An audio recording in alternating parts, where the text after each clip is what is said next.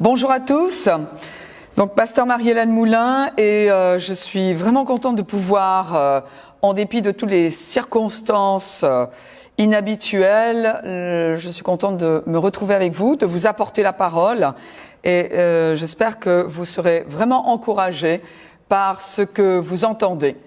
Je vous propose d'ouvrir votre Bible avec moi dans 1 Timothée, chapitre 1, versets 12 à 15. Ici, l'apôtre Paul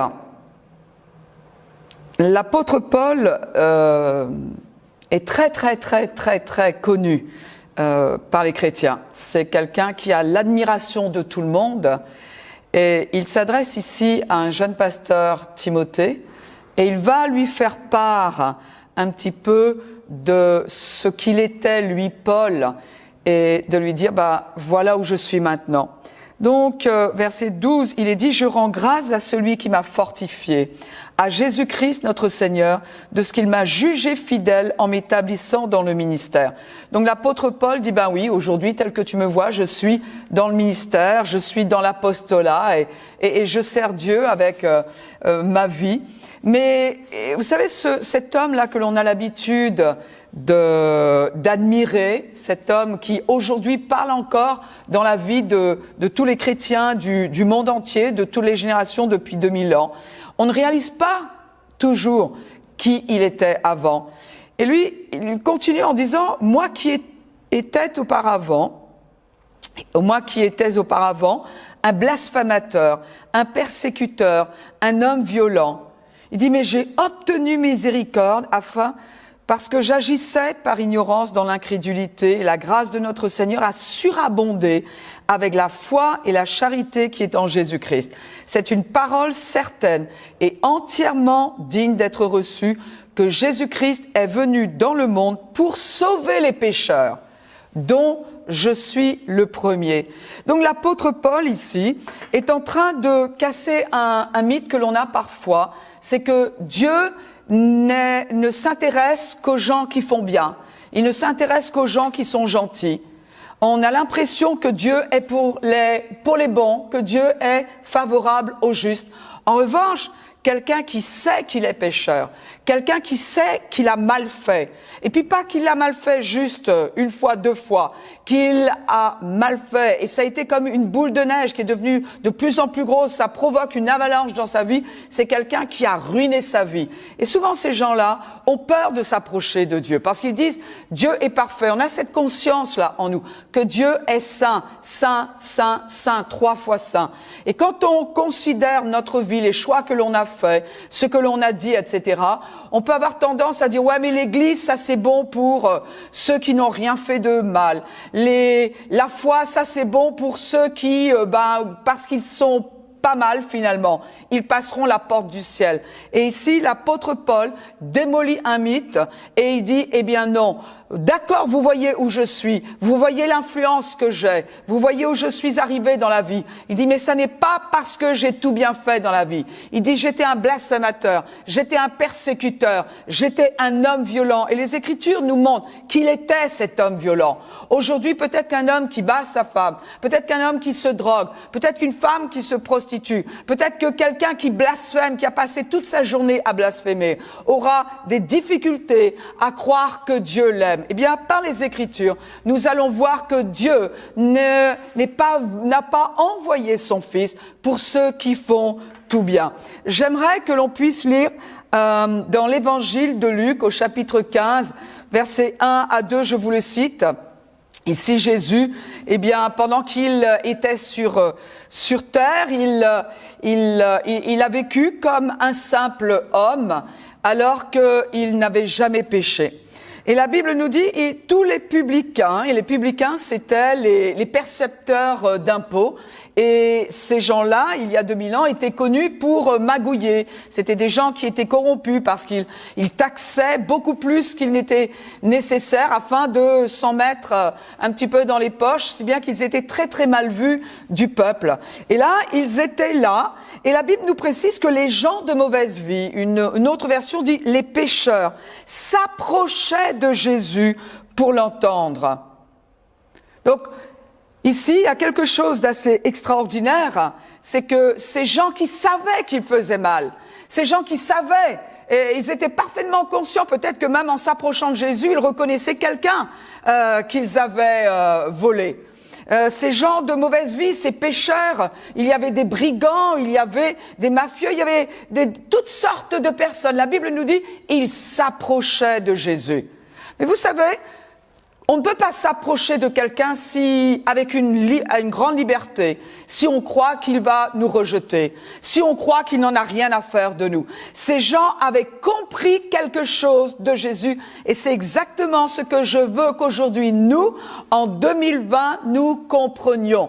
Que Jésus se laisse approcher par les pécheurs, se laisse approcher par tous ceux qui n'ont pas fait tout bien, se laisse approcher pour ceux qui se sentent condamnés, qui se sentent inférieurs, qui ne se sentent pas à la hauteur. Non seulement il se laissait approcher comme on le voit, mais Jésus est quelqu'un qui les attirait.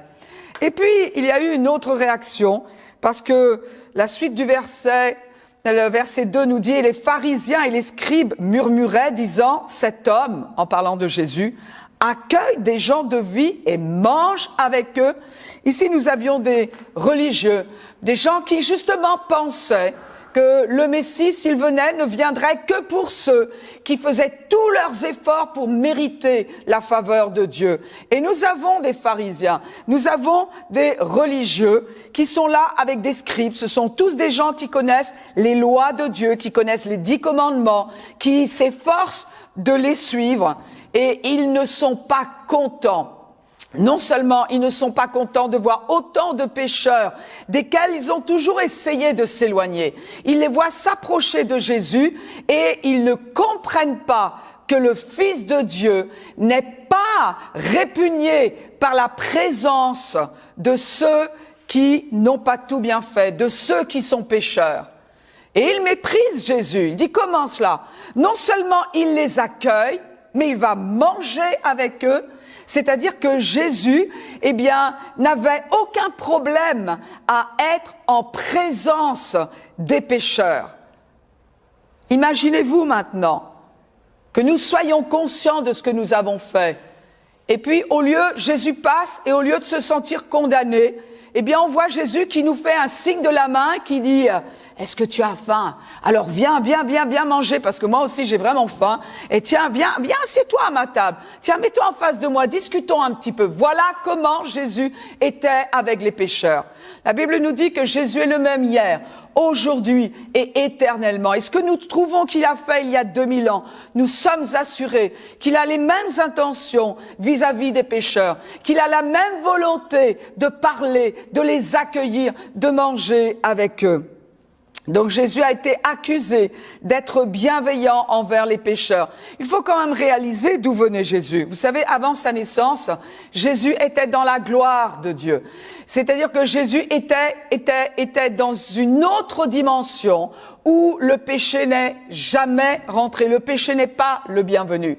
Et Jésus était dans la gloire du Père quand il est venu ici sur terre. Ça n'est que à ce moment-là qu'il a été en contact, qu'il est venu au milieu du péché. D'ailleurs, quand il est né, c'est Marie et Joseph étaient en train d'aller se faire recenser. Et Jésus est né à Bethléem et son nom a été inscrit sur le registre du recensement parmi les pécheurs. Déjà, on voit qu'à sa naissance, Jésus est venu parmi les pécheurs. Quand Jésus a suivi la loi juive, il a été circoncis par la main des pécheurs. Parce que la Bible nous dit tous ont péché. Tous sont privés de la gloire de Dieu. Tous les êtres humains qui sont arrivés sur cette terre-ci sont tous qualifiés de pécheurs. Parce que nous sommes nés avec une nature spirituelle, une nature intérieure, un cœur qui est par nature rebelle à Dieu. Et Jésus, lui qui était parfait, lui qui n'avait jamais péché, est venu parmi les pécheurs. Non seulement cela, mais il les a accueillis, il les a invités à le suivre. Il s'est assis à table avec lui au grand mépris des religieux. Jésus a vécu au milieu du péché alors que lui-même, de toute sa vie, n'a jamais péché. Dans Matthieu chapitre 9, verset 9 à 10, il est dit: de là, étant allé plus loin, Jésus vit un homme assis au milieu des péages et qui s'appelait Matthieu. Il lui dit: suis-moi. Alors ça ne semble rien comme cela, mais celui qui était assis au péage était un collecteur d'impôts. Ils étaient à nouveau, ils étaient connus pour leur corruption. Ils étaient connus pour leur amour de l'argent. C'était des gens qui, pour avoir plus d'argent, pour se bâtir une réputation, étaient capables de voler n'importe qui. C'était des gens qui étaient corrompus, ils étaient connus pour cela. Et Jésus lui dit: toi qui es corrompu, suis-moi. Jésus savait exactement ce qu'il faisait. Mais Jésus n'a pas changé de trottoir quand il l'a vu. Jésus s'est intéressé à l'homme, malgré ses péchés, les péchés de cet homme. Et la Bible nous dit: cet homme se leva et le suivit. Ce que cet homme a entendu, ça n'a pas été une condamnation, ça n'a pas été un reproche, ça n'a pas été des comptes à rendre, ça a été une invitation à un changement de vie. Cet homme se leva et le suivit. Comme Jésus était à table dans la maison, voici beaucoup de publicains et de gens de mauvaise vie, ou une autre version dit de pécheurs, vinrent se mettre à table avec lui et avec ses disciples. Il y a une chose que l'on peut voir concernant Jésus, c'est qu'il n'a pas laissé le péché définir la valeur d'un être humain. Jésus sait que tous les êtres humains qui sont sur cette terre sont nés par nature pécheurs. Néanmoins, Jésus est venu parce qu'en dépit de nos péchés, il sait que nous avons de la valeur aux yeux du Père. Et c'est ce que Jésus nous montre ici avec Matthieu. Il n'a pas eu une mauvaise impression de Matthieu. Il le connaissait. Néanmoins, il a eu de l'amour pour cet homme-là. Et il lui a dit: viens, suis-moi. Et c'est ce qu'ils ont fait. Et tous se sont mis à table. Donc, n'ayons pas cette idée-là que Jésus est venu pour les bons, que Jésus est venu pour ceux qui font tout bien. D'abord, personne ne fait tout bien. Mais Jésus s'est notamment arrêté sur le chemin des pécheurs. On voit la réaction ici des pharisiens et des scribes, de ces religieux, qui disent aux disciples de Jésus, il dit: mais pourquoi votre maître mange-t-il avec les publicains, avec les voleurs et les gens de mauvaise vie? Mais le verset d'après nous donne la réaction de Jésus. Et Jésus dit à ceux qui croient tout bien faire, à ceux qui croient mériter la bénédiction, la faveur de Dieu, la guérison, le pardon grâce à leurs propres efforts. Jésus dit: ce ne sont pas ceux qui se portent bien qui ont besoin de médecins, mais les malades. Et il dit: apprenez ce que signifie « je prends plaisir à la miséricorde et non au sacrifice, car je ne suis pas venu appeler des justes, mais des pécheurs. » Jésus disait, quand quelqu'un est malade, il a besoin d'un médecin. Mais parce que tous sont pécheurs, ils ont besoin de moi. Et c'est le message qui est annoncé jusqu'à aujourd'hui, partout sur terre. À nous tous qui sommes nés dans le péché, nous avons besoin de Jésus. Pourquoi? Parce qu'il a dit: je suis le chemin, la vérité et la vie. Grâce à Jésus, nous pouvons recevoir une nouvelle qualité de vie qui s'appelle la vie éternelle, qui s'appelle la vie qui est dans le Père, la vie qui est en Dieu. Cette vie, quand nous la recevons, elle change notre cœur et elle nous donne un nouveau départ dans la vie. Oui, c'est aux pécheurs que cette vie est offerte, que cette vie est donnée. Et Jésus dit: oui, les malades, eh bien, ils ont besoin de médecins. Mais les pécheurs, ils ont besoin de moi, dit Jésus. Jésus est celui qui attire les pécheurs. Jésus est l'ami des pécheurs. Dans un autre passage, il nous est dit, le Fils de l'homme est venu mangeant et buvant, et vous dites, c'est un mangeur et un buveur, un ami des publicains et des gens de mauvaise vie. Vous savez, ici, Jésus est appelé un ami des gens de mauvaise vie. Jésus est appelé ici un ami des pécheurs. Alors, acceptez que Jésus soit votre ami. Acceptez que Jésus s'arrête sur votre chemin. Acceptez que Jésus vous invite à sa table. Ne restez pas loin de lui, loin de Dieu, avec le poids de votre condamnation, le rappel, le souvenir de vos péchés. Ne restez pas loin de Dieu en croyant que Dieu n'a rien fait, qu'il vous laisse dans cet état-là de séparation d'avec lui. Au contraire, acceptez cette invitation parce que la Bible nous dit que Jésus est l'ami des pécheurs. Jésus n'a jamais laissé le péché le séparer des pécheurs. Jésus n'a pas permis que le péché le sépare de vous. Ce n'est pas lui qui met une séparation.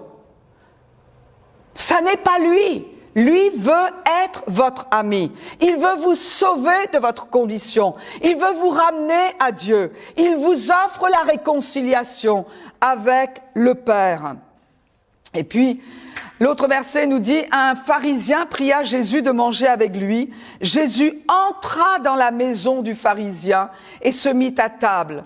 Et puis, ça n'a pas été le seul qui s'est mis à table. Il y a eu les publicains, il y a eu les gens qui étaient corrompus par toutes sortes de choses, par l'argent et tout ce qui va avec. Il y a eu toutes sortes de pécheurs qui étaient là. Mais notamment, il y avait une autre personne qui nous est ici définie comme étant une femme pécheresse, comme une femme, de mauvaise vie, une prostituée. Et la Bible nous dit, cette femme pécheresse qui se trouvait dans la ville, ayant su qu'il était à table dans la maison du pharisien. Oui, le pharisien, lui qui croyait tout bien faire. Eh bien, Jésus s'est arrêté aussi sur son chemin. Lui qui croyait mériter le pardon de Dieu grâce aux bonnes choses qu'il faisait. Lui qui méprisait ceux qui ouvertement avaient un style de vie de débauche. Lui aussi avait besoin de Jésus. Et Jésus est venu dans sa maison. Jésus s'est assis à sa table. Et cette femme, cette pécheresse, est arrivée. Ils l'ont reconnue parce que probablement elle ne s'habillait pas comme les autres. Probablement elle avait un maquillage qui était beaucoup plus exubérant que les autres femmes qui étaient là. Et puis peut-être parce qu'elle avait aussi une réputation dans la ville. Mais cette femme, quand elle a entendu parler de Jésus, elle a accepté, elle a cru dans la bonté de Jésus. Et la Bible dit c'est elle qui est venue jusque dans la maison, c'est-à-dire qu'elle s'est exposée au jugement de cet homme qui croyait tout bien faire, ce pharisien. Elle a pris le risque d'aller au-delà de la vie des autres parce qu'elle a cru que Jésus acceptait tout le monde. Et elle a cru que Jésus était venu pour elle. Et il nous est dit, elle apporta un vase d'albâtre plein de parfums. Et puis ce qu'elle a fait après, ce vase d'albâtre-là était un énorme cadeau qu'elle faisait. La Bible nous dit qu'à vrai dire, elle était en train de oindre Jésus. Mais elle, ce qu'elle a pensé faire, c'était juste apporter un cadeau pour honorer celui qu'elle venait adorer. Et c'était un cadeau qui, à peu près, valait 1 an de salaire. Donc c'était un gros don qu'elle a fait là. Et il y a eu différentes réactions de gens qui étaient là. Il y a eu la réaction de l'hôte de la maison, du pharisien, qui avait invité Jésus, et voyant cela, il se dit en lui-même, mais si cet homme Jésus était prophète, il connaîtrait qui et de quelle espèce est la femme qui le touche. Il connaîtrait que c'est une pécheresse. Et à vrai dire, Jésus était un prophète. Il est le Fils de Dieu. Jésus savait qui était cette femme. Et il l'a laissé venir jusqu'à lui. Parce que Jésus est venu pour les pécheurs. Jésus connaît votre péché, mais il ne veut pas que votre péché le sépare de vous. Jésus, à travers ce message, vient vers vous. Jésus, à travers ce message, entre dans votre maison. Jésus, à travers ce que vous entendez, s'assied à votre table. Et il aime être en votre présence. Peu importe ce que vous avez fait dans la vie, peu importe ce que vous avez raté, peu importe ce que vous auriez dû faire et que vous n'avez pas fait. Et aussi, peu importe le bien que vous avez fait, parce que le nombre de vos bonnes œuvres n'est pas suffisant si on veut calculer pour vous donner un accès au ciel, pour changer votre cœur. L'accès au ciel est un don gratuit que Dieu le Père a offert à travers Jésus-Christ. Vous ne pouvez pas mériter l'éternité avec Dieu. Vous ne pouvez pas mériter un cœur nouveau. Vous ne pouvez pas mériter la vie éternelle. À travers ce message, Jésus vient, s'assied en votre présence et se révèle à vous comme celui qui vous sauve, comme celui qui est le chemin, la vie et la vérité. Parce que Jésus est l'ami des pécheurs. Jésus attire les péchés, le pécheur. Peu importe ce que vous avez fait dans la vie ou ce que vous auriez dû faire et que vous n'avez pas fait, rien n'est trop grave pour empêcher Jésus de s'asseoir à votre table, d'être votre ami. Puis il y en a un autre qui a vu cette femme pécheresse déverser ce parfum de grande valeur aux pieds de Jésus, qu'il a adoré avec ce qu'elle avait à lui offrir. C'est Judas, lui il s'est offensé, c'était le comptable qui était là, qui a regardé, et lui, pour lui c'était évident. C'était une femme pécheresse parce qu'elle était facilement détectable. C'était facile de voir ce qu'elle faisait. Mais, en plus, pour lui, c'était une gaspilleuse. Parce qu'il a dit, maître, mais on aurait pu acheter à manger aux pauvres avec tout ce qu'elle a gaspillé. Mais pour Jésus, il a vu son cœur et il a reçu son don. Vous savez, Jésus, quand il voit quelqu'un qui est dans le péché, quand il voit quelqu'un qui s'est égaré, loin de Dieu, quelqu'un peut-être qu'il a connu et puis qui a dit « Oh, allez, je vais juste faire ma vie sans lui ». Eh bien, voilà la réaction. Elle se trouve dans une parabole qu'il a citée. Il a dit « Quel homme d'entre vous, s'il a 100 brebis et qu'il en perde une, ne laisse les 90 autres dans le désert pour aller après celle qui est perdue, jusqu'à ce qu'il la retrouve. Et lorsqu'il l'a retrouvée, il la met avec joie sur ses épaules. » Voilà la réaction de Jésus quand il vous a trouvé.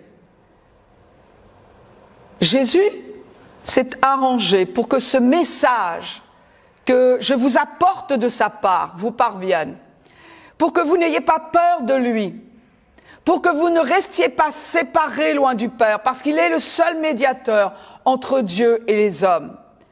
Mais la joie que Jésus a à ce que vous entendiez ce message. Jésus est vivant. Lui, il a de la joie dans le cœur. Il sait exactement ce qu'il se passe. Il sait où je me trouve et il sait où vous vous trouvez.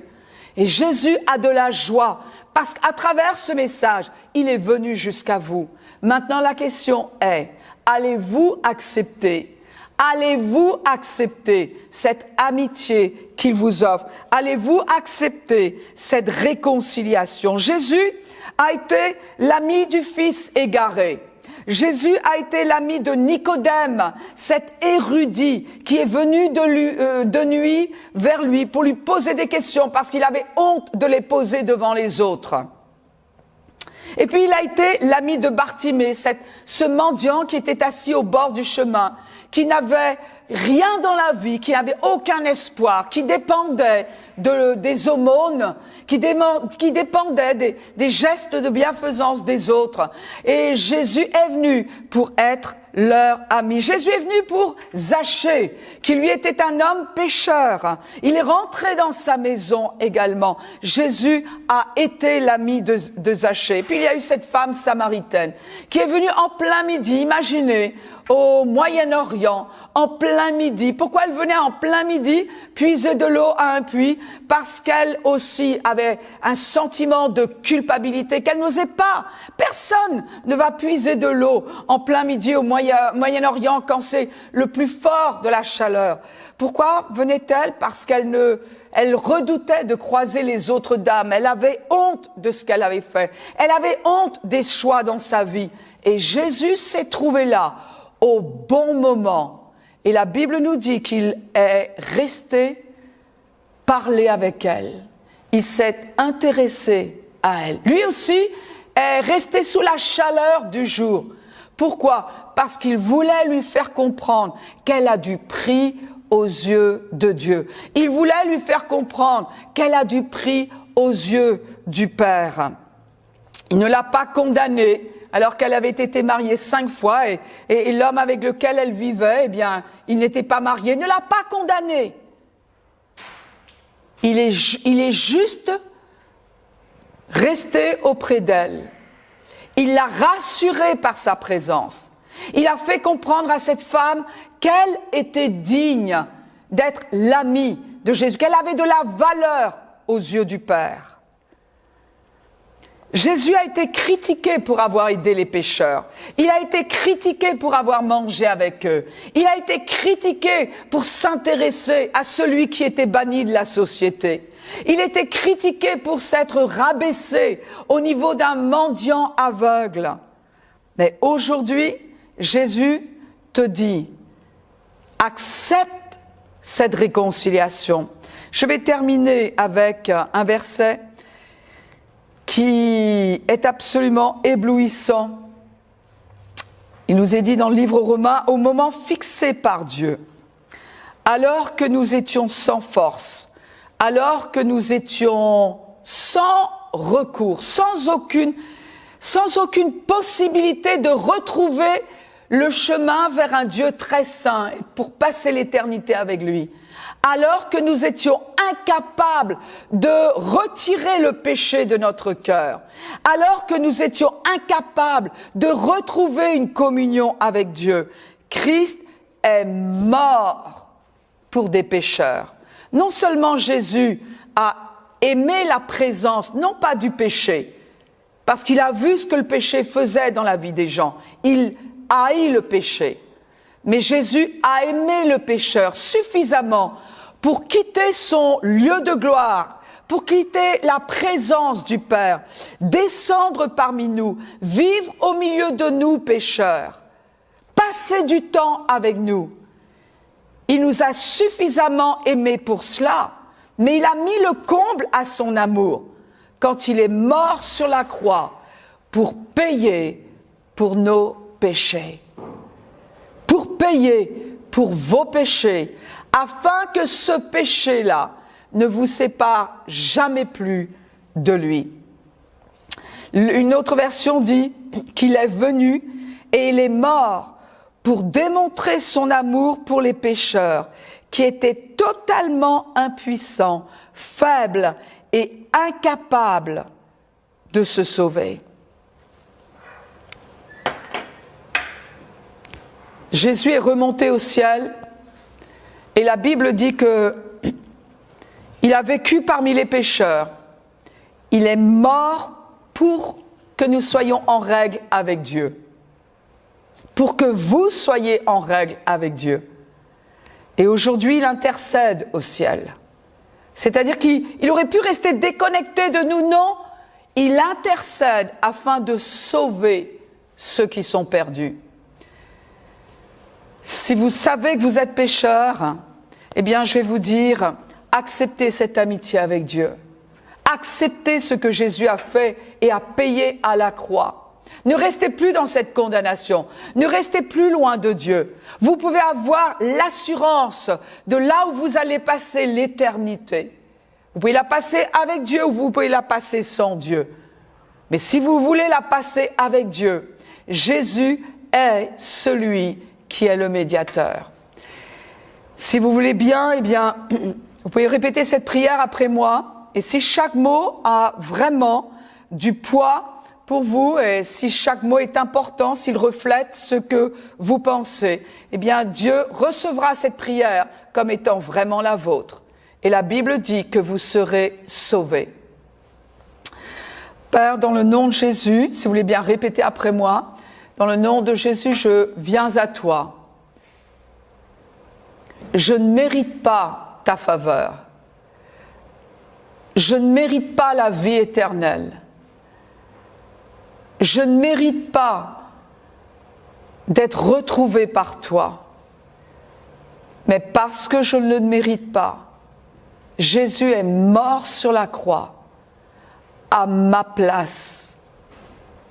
J'aurais dû payer pour mon péché, j'aurais dû payer la dette que j'avais envers toi. Mais tu n'as pas permis qu'il en soit ainsi. Jésus l'a payé pour moi. Aujourd'hui, je reçois le pardon de mes péchés, de tous mes péchés. Je ne suis plus sous la condamnation. Je crois que Jésus est mon substitut. Je reçois la vie éternelle qui fait de moi un enfant de Dieu. Dieu est mon Père et j'ai l'assurance que je passerai l'éternité avec lui. Amen. Si vous avez fait cette prière pour la première fois, eh bien, nous serions vraiment ravis de le savoir et je vais vous encourager à nous contacter à ek21.org et faites-nous part de la manière dont ce message vous est arrivé, par quel moyen. Dites-nous ce qui s'est passé et nous aimerions vous offrir une Bible ou un livre qui vous aiderait à mieux connaître ce Dieu qui est désormais votre Père. Que Dieu vous bénisse abondamment.